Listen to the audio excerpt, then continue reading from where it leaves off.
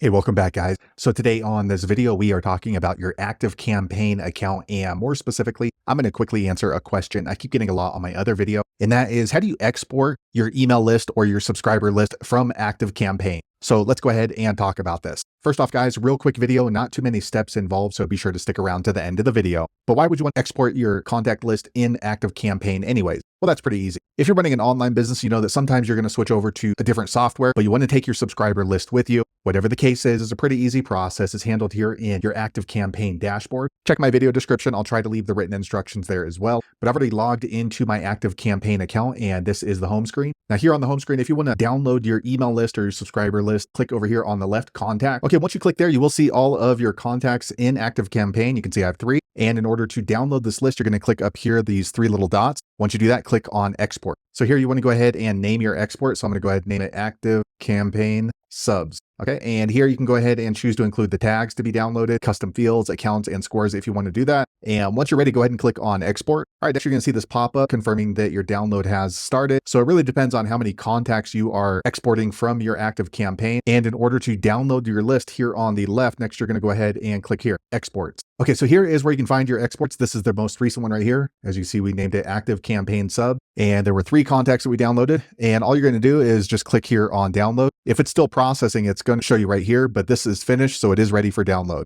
So there you have it, guys. If you're wondering how to download or export your subscriber list from ActiveCampaign, that's the easiest way I know how to do it. If you know an easier way, be sure to leave a comment below. Let the rest of us know how you did it. Hopefully you found that video useful. If so, click thumbs up or maybe consider subscribing to my channel, and I hope to see you on the next video. Thanks again for watching.